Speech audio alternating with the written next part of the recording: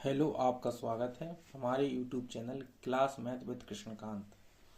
पहला part percentage के अंतर्गत नवोदय विद्यालय, नवोदय स्कूल, सैनिक स्कूल की तैयारी करने वाले स्टूडेंट के लिए पहला पार्ट परसेंटेज चैप्टर का अपलोड कर दिया है। आज दूसरा पार्ट अपलोड होगा।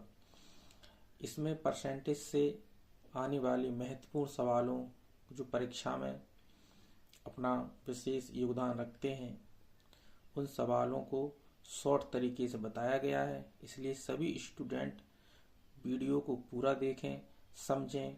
परसेंटेज के बारे में बहुत कुछ नॉलेज प्राप्त होगी जो उनके आने वाले एग्जाम में उन्हें बहुत ज़्यादा मदद प्राप्त होगी और परसेंटेज जैसे चैप्टर को अच्छी तरीके से बेसिक रूप से समझ पाएंगे। ठीक है बच्चों, अब सवालों को हल करते हैं। जो भी सवाल हम बताते हैं उनको स्वयं से भी हल किया करें, तो आपका ज्ञान और अधिक बढ़ेगा। मेरा प्रयास है बच्चों को निःशुल्क शिक्षा उपलब्ध कराना, उन्हें किसी भी तरीके से परेशान ना होना पड़े, किसी भी तरीके से कि वो तैयारी नहीं कर पा रहे हैं। इसलिए मेरे चैनल को सब्सक्राइब कर लें। आपको इस चैनल पर मैथ से संबंधित सारे चैप्टर अपलोड हो जाएंगे और मैं समय समय पर इम्पोर्टेंट क्वेश्चन की सीरीज लेके आता हूँ, वो आपके एग्जाम में बहुत अधिक हेल्पफुल होगी। ठीक है, अब सवाल पढ़ते हैं। ठीक बच्चों, यदि एक विद्यालय में 95 विद्यार्थी उपस्थित हों और कुल 30 विद्यार्थी अनुपस्थित हों, तो बताइए उस विद्यालय में कुल कितने विद्यार्थी हैं। टोटल स्टूडेंट की संख्या हमसे पूछी जा रही है, जबकि उन्होंने कहा कि उपस्थित विद्यार्थी कितने थे। उपस्थित विद्यार्थी 95% है। अनुपस्थित कितने होंगे, यानी जो प्रेजेंट नहीं होंगे, अब्सेंट। अनुपस्थित विद्यार्थी यानी अब्सेंट विद्यार्थी हो जाएंगे आपके 100 माइनस के 95 बराबर 5%। ठीक है, जबकि वास्तव में अनुपस्थित हैं कितने, 30।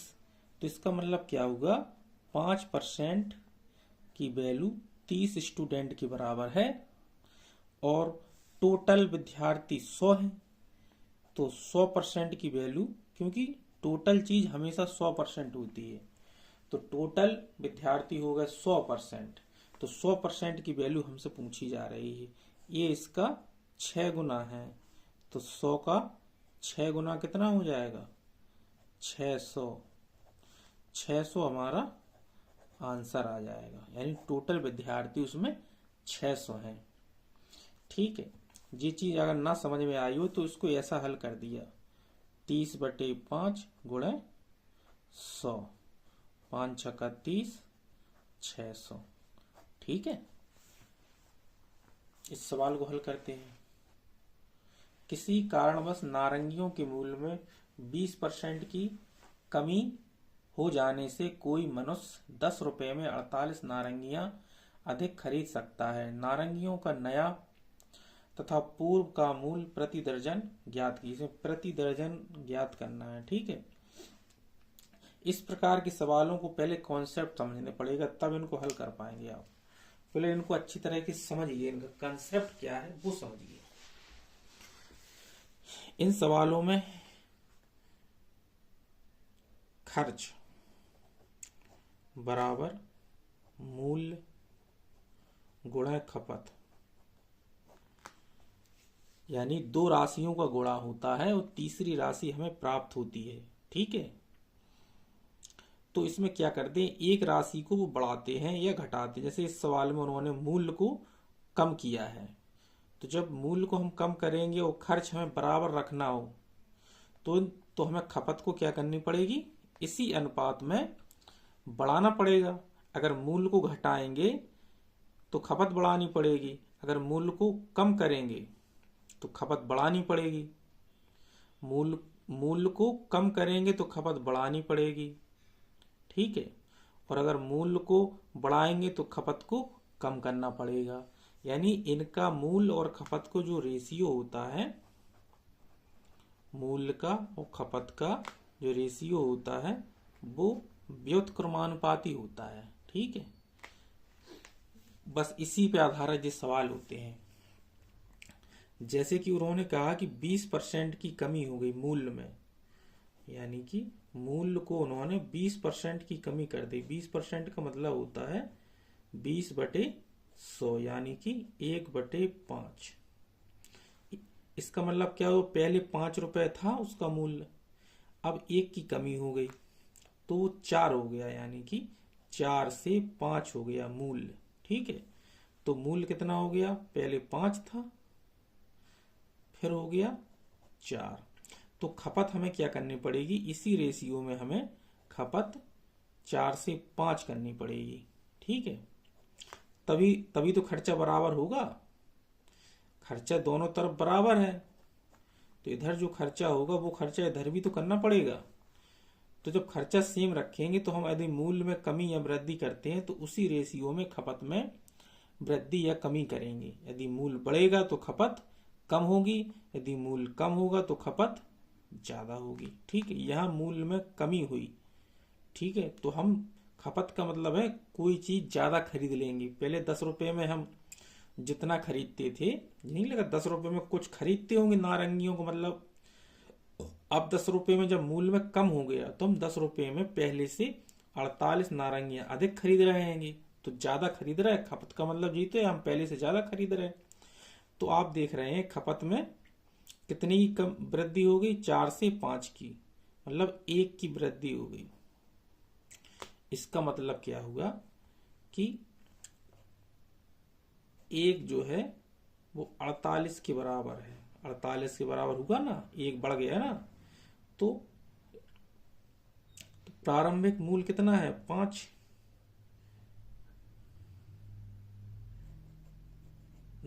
पहले खपत कितनी है, 4, तो 4 का मूल्य हो जाएगा 48 गुणे 4।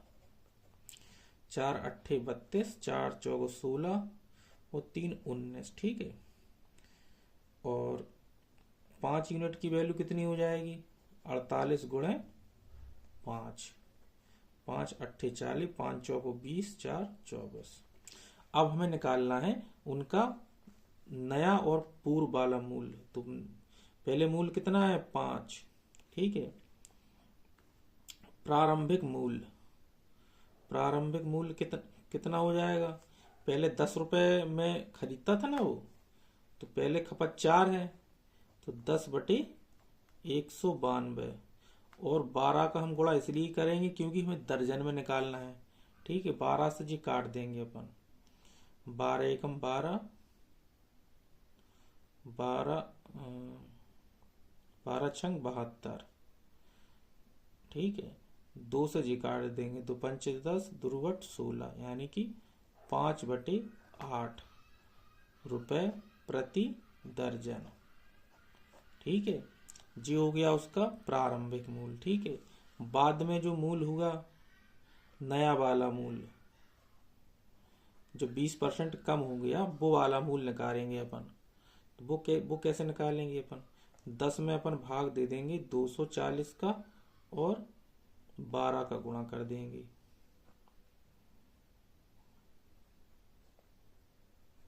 तो ये आ जाएगा 1/2 रुपया प्रति दर्जन।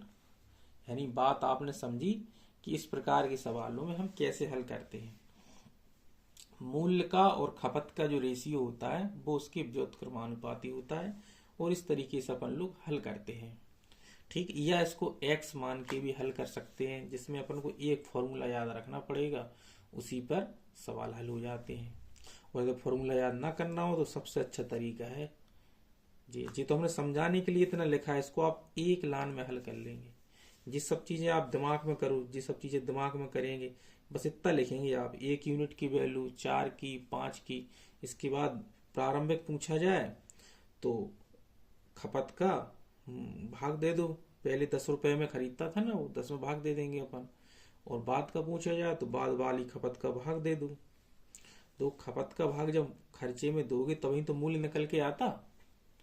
इस तरीके से मूल वाले सवाल हल करते हैं। अभी और भी सवाल हैं, उनसे आप समझ जाएंगे। ठीक है, जैसे चीनी के दाम में 10% की कमी हो जाने से एक आदमी 18 रुपए में 1 किलोग्राम चीनी, अब तो 18 रुपए में 1 किलोग्राम चीनी अधिक खरीद रहा है। चीनी का प्रारंभिक एवं वर्तमान मूल्य ज्ञात कीजिए। तो 10% की कमी हुई। 10% का मतलब होता है 10/100, यानी कि 1/10, यानी पहले उसका दाम होगा चीनी का, वो 10 रुपए था, अब 10 रुपए से हो गया 9 रुपए दाम हो गया। अब तो उसकी जो खपत होगी वो 9 से हमें 10 करनी पड़ेगी। ये है मूल्य, ये है खपत। 9 से 10 करनी पड़ेगी, यानी हमें कितनी बढ़ानी पड़ेगी? 1। तो यहां जो 1 आया यही तो 1 किलोग्राम के बराबर है। ठीक है, तो प्रारंभिक मूल्य हमें निकालना हो तो 9 कितने के बराबर आ जाएगा? 9 किलोग्राम के बराबर। और 10 हो जाएगा 10 किलोग्राम के बराबर। ठीक है, तो प्रारंभिक मूल्य हमें निकालना हो तो हम क्या करेंगे? ये जो खपत है, प्रारंभिक मूल्य बराबर, ये 18 रुपए में खरीदता था तो 18 में भाग देंगे पहले अपन 9 का, तो 9 दूनी 18, यानी कि 2 रुपया पर किलोग्राम। और बाद में जो मूल्य होगा वो हो जाएगा 18/10, यानी कि 1.8 रुपया पर किलोग्राम। ठीक है,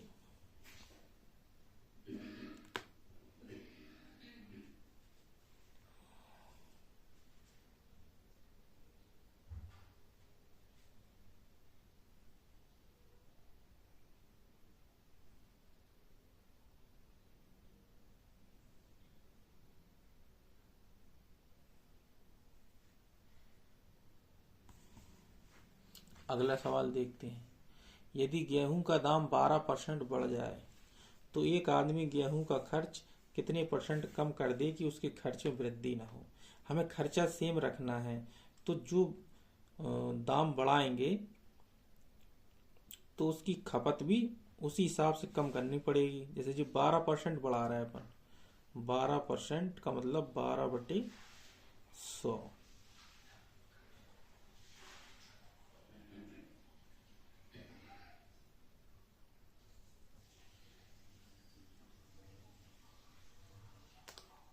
ये आ गया 3/25, यानी कि पहले मूल्य 25 रुपया है। पहले मूल्य कितना है? 25, फिर हो गया 28। तो हमें जब खर्चा सेम रखना है तो हम क्या करेंगे? हमें 28 से 25 करना पड़ेगा, यानी खर्चे को कम करना पड़ेगा। तो कितना कम करना पड़ेगा? 3 की कितने पे? 28 पे कम करना पड़ेगा। तो परसेंटेज में वृद्धि निकाल लेंगे अपन। ठीक है, 3/28।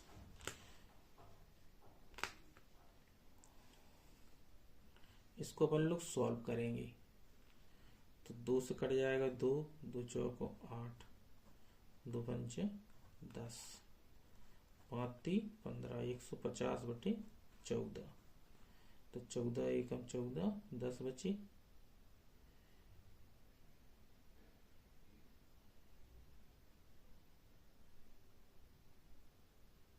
10 सही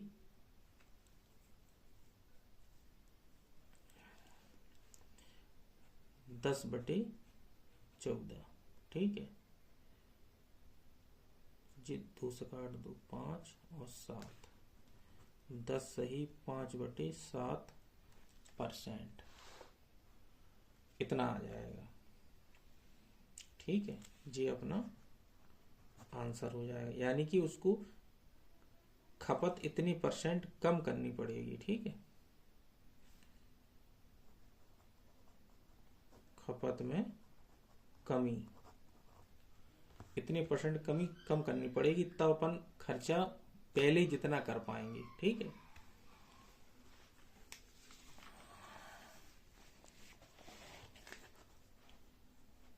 यदि चीनी का मूल्य 20% की वृद्धि हो जाने पर एक गृहिणी को चीनी की खपत कितने % कम कर देनी चाहिए? देखो ये सवाल ही वैसे 20% की वृद्धि हो गई तो खपत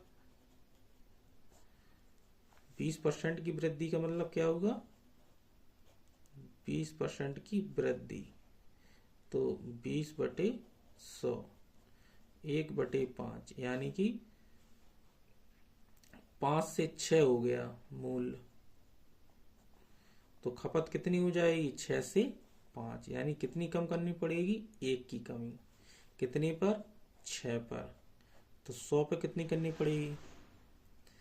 तो इसको सॉल्व करेंगे जब अपन, ये आ जाएगा 16 सही 2/3%, यही अपना आंसर हो जाएगा। ठीक है, यानी खपत में कमी।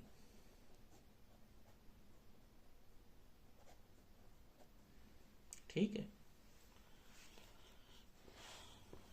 इसको देखो, यदि किसी वर्ग की भुजा को 10% घटा दिया जाए तो उसके क्षेत्रफल में कितने की कमी होगी? कितने % की कमी होगी? सक्सेसिव % यानी नेट % निकालते हैं इसमें। कैसे? देखो, हमने कहा गुणा होता है इसमें, वर्ग का क्षेत्रफल क्या होता है? वर्ग का क्षेत्रफल बराबर होता है भुजा इंटू भुजा होता है। यानी कि इसमें 10% घटाया, इसको 10% घटाया, तो क्षेत्रफल में क्या परिवर्तन होगा उनका ये कहना है। ठीक है, तो क्षेत्रफल में परिवर्तन निकालने के लिए हम नेट % निकालते हैं। कितना? नेट %। तो घटाया गया है तो दोनों 10 लेंगे अपन, -10 और 10 × 10 और J प्लस बटे 100। ठीक है, इसमें J वाला -x -y plus x/100 net % निकालते हैं इसके लिए। ठीक है, जी इसमें लगाते हैं, घटाया गया यानी कमी हुई तो माइनस लगा दिया। यहाँ देखो माइनस माइनस है तो माइनस के 20 हो गया जी, और जी प्लस के 1 आ गया, यानी कि जी माइनस के 19।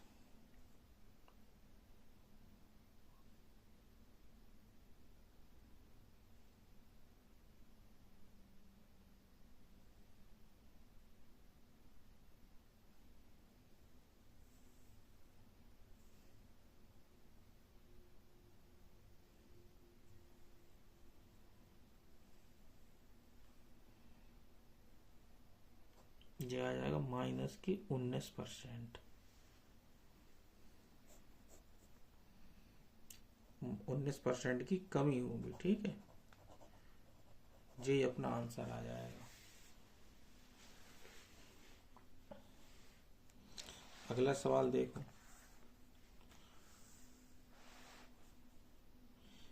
20%। अब जो 20% बढ़ा दिया इसमें, तो इसको इसमें क्षेत्रफल में वृद्धि होगी, तो इसमें भी कैसे लगाएं? नेट % निकालेंगे अपन।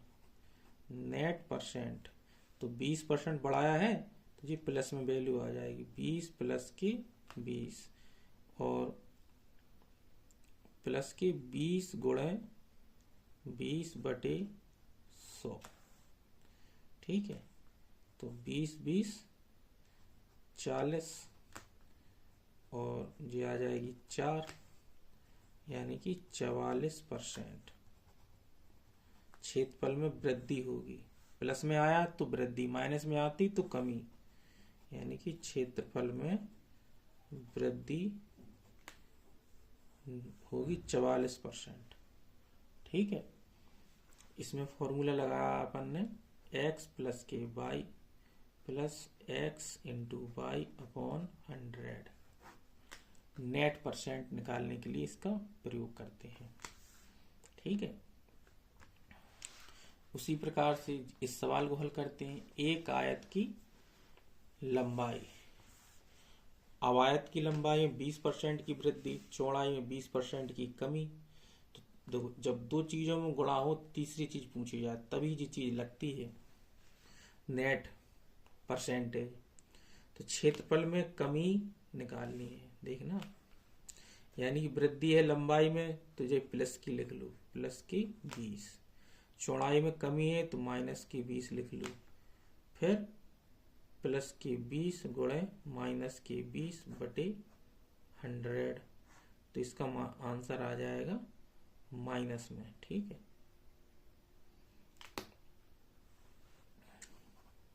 नेट परसेंट है तो जे 0 हो जाएगा और जे आ जाएगा अपना माइनस के 4। ठीक है, माइनस के 4 आ जाएगा और माइनस के 4 का मतलब कमी, माइनस वैल्यू आई तो 4% की कमी हो जाएगी क्षेत्रफल में। क्षेत्रफल में कमी कितनी? 4% की। ठीक है। अगला सवाल देखते हैं।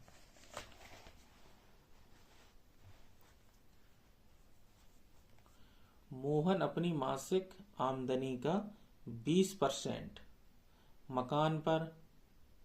मकान के किराए पर, शेष का 50% भोजन पर तथा शेष का 25% कपड़े पर खर्च करता है।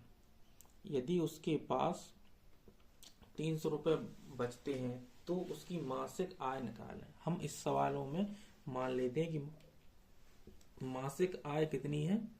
माना मासिक आय x रुपए है। ठीक है। तो अपनी मासिक आय का वो खर्च करता है। ठीक है। तो x का 20% मकान पर खर्च करेगा तो बचेगा कितना उसके पास? परसेंटेज में 80% बचेगा। जब 20% खर्च कर लेगा तो 80% कर दिया अपन ने। ठीक है। फिर कहा, फिर जो शेष आया है, जो शेष बचा, इसका 50% खर्च कर देता है भोजन पर, तो कितना शेष बचेगा? 50 ही और बचेगा। ठीक है, 50%। फिर उसने कहा शेष का 25% उस पर खर्च कर देता है, फिर कितना बचता है? 25% खर्च करने के बाद, कपड़े पर खर्च करने के बाद कितना बचेगा? 75%। फिर उसके पास नेट बचता है 300 रुपए। जिस सवाल में कहा गया, इसको एक लाइन में इसी तरीके से लिख लेते हैं। अब अपन इसको सॉल्व करेंगे। 80 को लिखेंगे 80/100, 50 को लिखेंगे, जब परसेंटेज का चिन्ह हटाते हैं तो उसके नीचे हर में 100 आ जाता है ना, बस इसको इसी तरीके से लिख लेंगे। ठीक है। अब इसको सॉल्व करेंगे। देखना, काटेंगे, 25 से कट जाएगा 75 3 बार और 100 4 बार। 50 एकम 50, 50 दूनी 100 और 20 से ये कट जाएगा, 20 चौको 80 और 20 पन 100। ठीक है। अब देखो, और ये 4 से ये 4 कट जाएगा।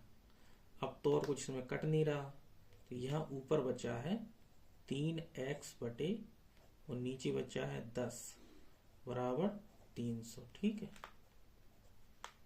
अब 3x बराबर हो जाएगा 300 गुणे 10, x बराबर 3000 बटे 3 बराबर 1000। ठीक है। 1000 अपना आंसर आ जाएगा। यानी उसकी जो मासिक आय है, मासिक आय वो कितनी है? 1000 रुपये है। ठीक है। अगला सवाल हल करते हैं। देखो, दूध का भाव 25% बढ़ जाने पर अब 5 रुपए प्रति लीटर है। बताइए पहले अब 25% बढ़ने के बाद 5 रुपए प्रति लीटर है, ठीक है। और पहले 16 लीटर दूध का दाम क्या था? पहले 16 लीटर दूध का दाम क्या था? अभी तो 5 रुपए प्रति लीटर है, 25% बढ़ने के बाद।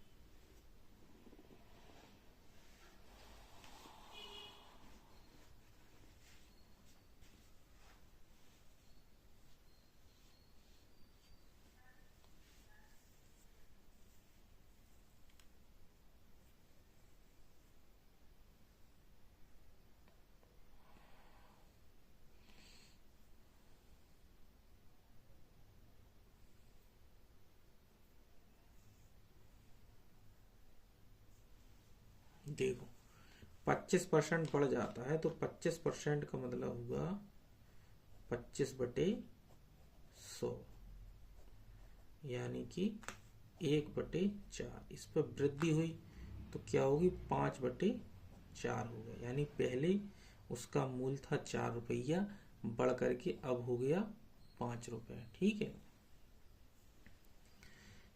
यानी कि अब पहले 5 यूनिट की वैल्यू अपन को दे रखी है 5 रुपए, तो 1 यूनिट की वैल्यू 1 रुपए, ठीक है।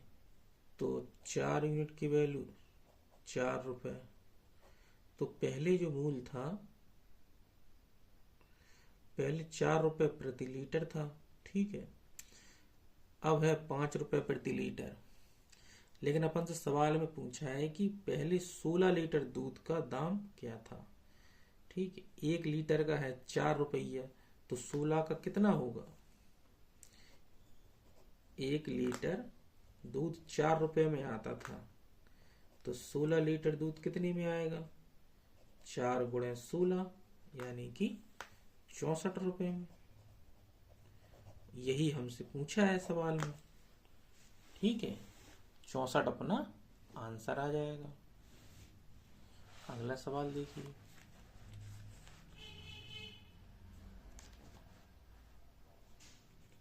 एक आदमी ने अपने धन का 35% पुत्र को, ठीक है, 25% पुत्री को, अपने धन का 35% पुत्र को, 25% पुत्री को दिया। शेष धन का 50% पाठशाला को दान कर दिया। उसके पास 2000 रुपए बच गए। पहले उसके पास कितना धन था, जी पूछा है, ठीक है। अब देखो, अपन लोग मान लेते हैं उसके पास 100 रुपए थे पहले, माना उसके पास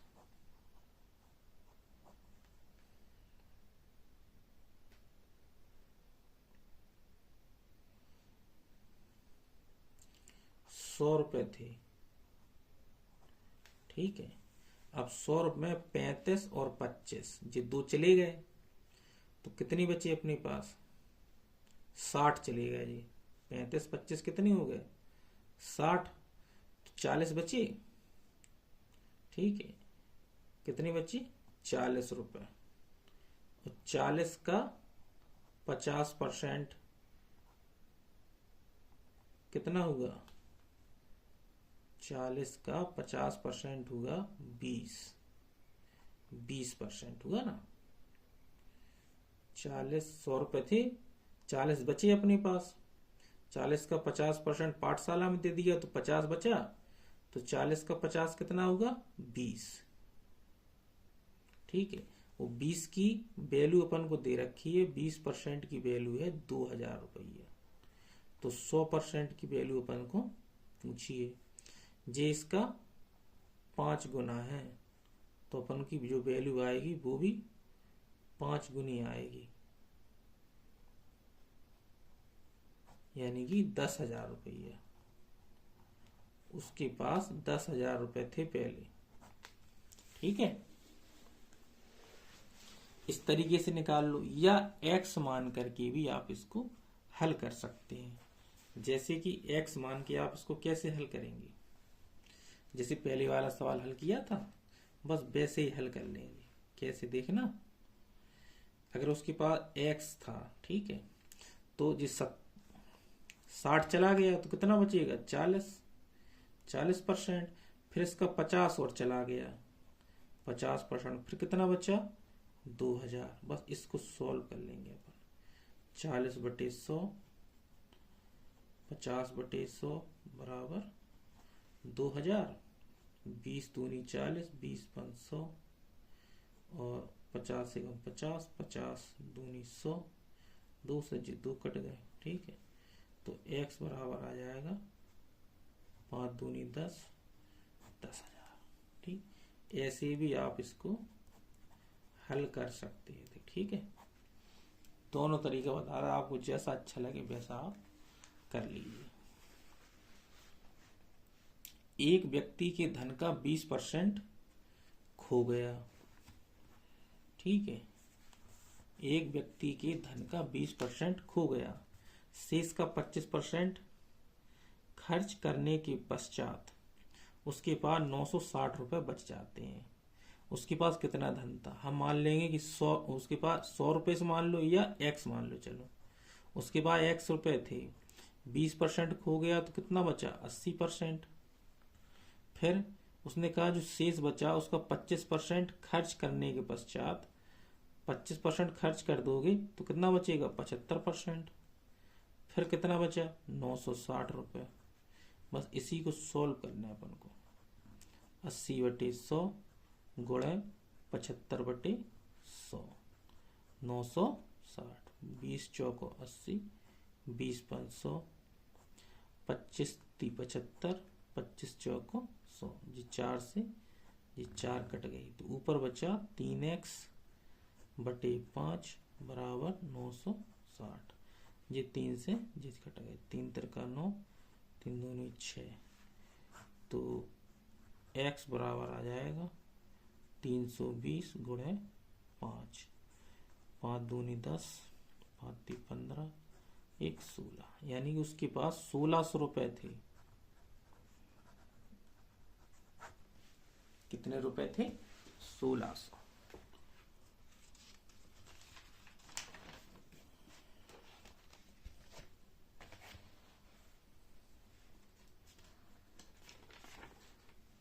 इस सवाल को हल करते हैं। एक विद्यार्थी एक परीक्षा में 25% अंक प्राप्त करता है, ठीक है, कितने अंक प्राप्त करता है, 25%, किंतु वह 40 अंक से असफल हो जाता है। दूसरा विद्यार्थी 60% अंक प्राप्त करता है, जो परीक्षा में सफल होने के लिए न्यूनतम अंकों से 135 अंक अधिक प्राप्त करता है। परीक्षा की पूर्णांक तथा सफल होने के लिए आवश्यक न्यूनतम अंक ज्ञात कीजिए।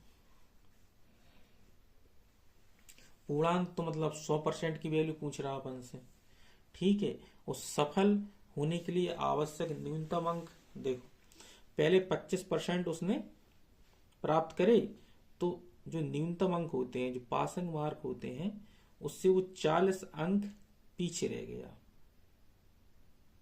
तो इसका मतलब क्या होगा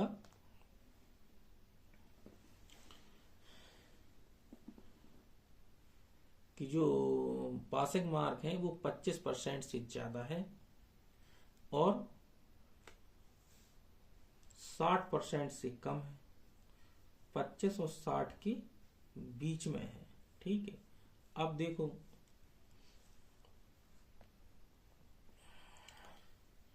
तो 60 और 25 के बीच में अंतर कितने का है, 60% माइनस के 25%, इनमें अंतर हो गया कितने का, 5, 3 गया सूजी 35, ठीक है, 35%। इसका मतलब ये होगा कि जो 35% है उसकी वैल्यू कितनी है, 40। 40 कम पड़ जाते हैं, 135 ज्यादा हो जाते हैं, 40 प्लस के 135, ये हो जाएंगे 175। 35% की वैल्यू हो गई 175। ठीक है, तो 100% की वैल्यू कितनी हो जाएगी? 175 बटे 35 गुणे 100। 5 से काटेंगे। ठीक है, 5 दूनी 10, 5 ती 15, 5 25, 5 सती 35, और जिस 7 कट जाए 7 से काट देंगे अपन 35 5 बार, यानी कि जी 500 आ जाएगा। ठीक है,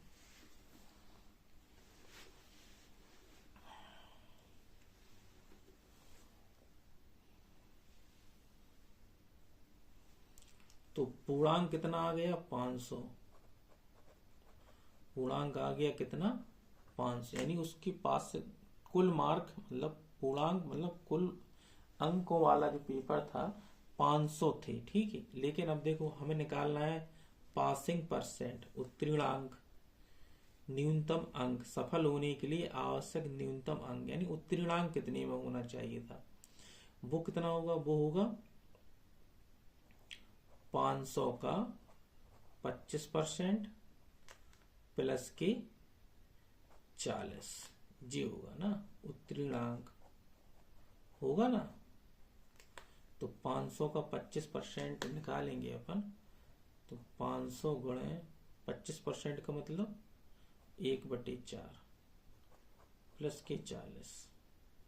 ठीक है, 4 का इसमें भाग दे देंगे अपन, 4 एकम 4, 4 दूनी 8, 4 पंचे 20, 125 प्लस के 40।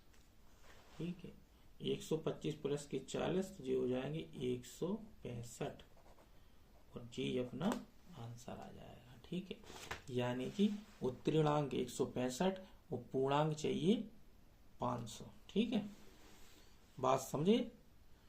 अगला सवाल हल करते हैं। गणित की परीक्षा में किसी छात्र ने 150 अंकों के प्रथम प्रश्न पत्र में 30% अंक प्राप्त किए, यानी पहले पेपर जो था वो 150 अंक का था। ठीक है, दूसरा पेपर भी 150 अंक का था। कितने प्रतिशत अंक प्राप्त करने चाहिए ताकि उसको कुल अंकों का कम से कम 50% प्राप्त हो? बात समझे? यानी कुल अंक कितने हो जाएंगे? पहला पेपर, फर्स्ट पेपर 150 अंक का है, सेकंड पेपर वो भी 150 का है, तो टोटल कितने हो गए? 300। ठीक है, लेकिन हमें 50% प्राप्त करना है, तो 300 का 50% कितना हो जाएगा? 50% का मतलब 1/2, 1/2, 1/2 का मतलब 150। पहले पेपर में उसे मिले कितने हैं? 30%, यानी कि 150 का 30% कितना हो जाएगा? 150 गुणे 30/100, देखो ये होगा 45, यानी उसको 45 तो पहले में मिल गए, दूसरे में कितने चाहिए उसे? 150 माइनस की 45 बराबर 105। दूसरे में 105 चाहिए ना। अब उसने पूछा कि दूसरे वाले पेपर में कितने प्रतिशत अंक प्राप्त करने चाहिए ताकि उसको कुल अंकों का 50, कितने प्रतिशत, इसका परसेंटेज निकालना अपन को। 105 तो कितने प्राप्त करने हैं? 150 में। तो दूसरे पेपर में 105 मिलने चाहिए उसको, तब वो टोटल का 50% हासिल कर पाएगा। इसी को हल करना है। 15 सत्ते 105, ये 10 हो गए, ये आ गया 70%, बस ये अपना आंसर आ जाएगा। ठीक है, इस सवाल को हल करते हैं। एक परीक्षा में 20% अंक प्राप्त करने वाला एक परीक्षार्थी 30 अंकों से अनुत्तीर्ण होता है। किंतु 32% अंक प्राप्त करने वाला दूसरा परीक्षार्थी न्यूनतम उत्तीर्णांक से 42 अंक अधिक प्राप्त करता है। उत्तीर्णांक परसेंटेज ज्ञात करना है। देखो, यानी कि 20% जब हासिल करता है तो 30 अंक से वो रह जाता है, कम पड़ जाते हैं। और जब 32 प्राप्त करता है दूसरा वाला तो 42 अंक अधिक उसको मिल जाते हैं न्यूनतम उत्तीर्णांक से।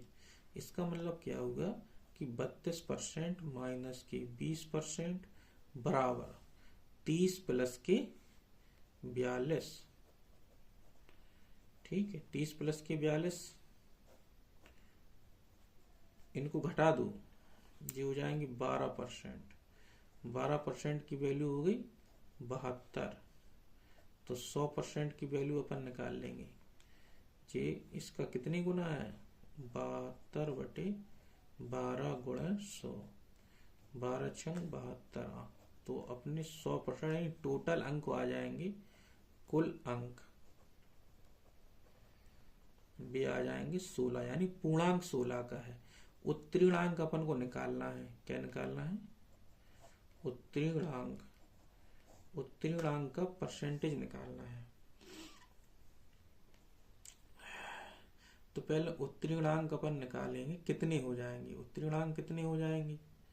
उत्तीर्णांक अपने हैं 600 गुणा 20% प्लस के 30, ये हो जाएगा। देखो, एक चीज और हम आपको बताएं, जब कभी 10% निकालना हो अपन को, किसी भी नंबर का 10% निकालना हो, तो उसका मतलब होता है एक अंक बाद दशमलव। तो 600 का यदि हम 10% निकालेंगे तो उसका मतलब हो जाएगा 60। तो 20% उसका दोगुना यानी 120 हो जाएगा। 120 में अपन 30 जोड़ देंगे तो 150 हो जाएगा। यानी उत्तीर्णांक 150 चाहिए। तो उत्तीर्णांक परसेंटेज कितना है? 150/600 गुणा 100। ऐसी तो निकालेंगे। टोटल में इतने मिले हैं, 600 में 150 चाहिए, तो जी 100 से जी कट गया। ठीक है, और 6 का भाग इसमें दे देंगे अपन। 6 दूनी 12, 6 पंचे 30, यानी कि 25%।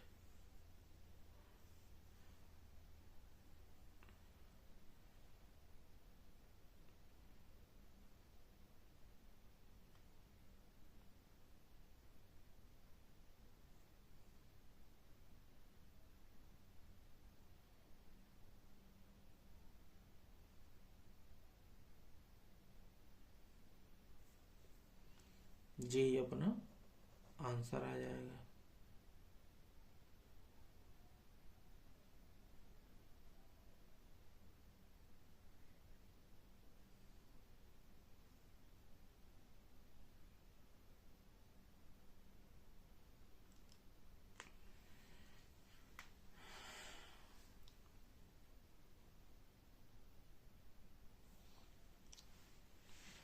पहले वाले चैप्टर, जो पहला पार्ट हमने डाला था यूट्यूब अपने चैनल पर, उसमें एक सवाल था, वो सवाल थोड़ा गलत हो गया था। उसको अपन लोग इस तरीके से समझ लेंगे। उसमें एक सवाल था 33 सही 1/3 को परसेंटेज में अपन को चेंज करना था। 33 सही 1/3 को परसेंटेज में बदलना था उसमें। ठीक, उसको सही कर लो। उसको कैसे चेंज करेंगे? 33 सही 1/3 बराबर हो जाएगा, इसका गुणा करते हैं, यानी 100/3। वो जब परसेंटेज में बदलते हैं तो 100 का गुणा और कर देते हैं अपन, यानी कि ये ऊपर आ जाएगा 100 10,000/3। अब 3 का इसमें भाग देंगे अपन। ठीक है, 3 का भाग देंगे अपन, तो जो है 3 त्रिका 9, 3 त्रिका 9, 3 त्रिका 9, 3 त्रिका 9/3, इतना आ जाएगा। इस सवाल को जो पुराना एक सवाल था 33/1/3 को परसेंटेज में चेंज करना, उसका आंसर जी मानना आप लोग, ठीक है, उसको सही कर लेना। एक तीसरा पार्ट और अपलोड करेंगे हम परसेंटेज के अंतर्गत, जिससे परसेंटेज में जितनी भी प्रकार के टाइप के सवाल बनते हैं वो सब प्रकार के सवाल आपके हो जाएंगे। उनको आप अध्ययन कीजिए और लगाइए, सवालों को अच्छा भी लगेगा आपको। आपको एग्जाम में आने वाले सवाल हैं ये। ऐसी ही वीडियो हम आपको उपलब्ध कराते रहेंगे। आप लोगों से अनुरोध है कि हमारे चैनल को सब्सक्राइब करें, ज़्यादा से ज़्यादा लाइक करें और वीडियो देखते रहें। धन्यवाद।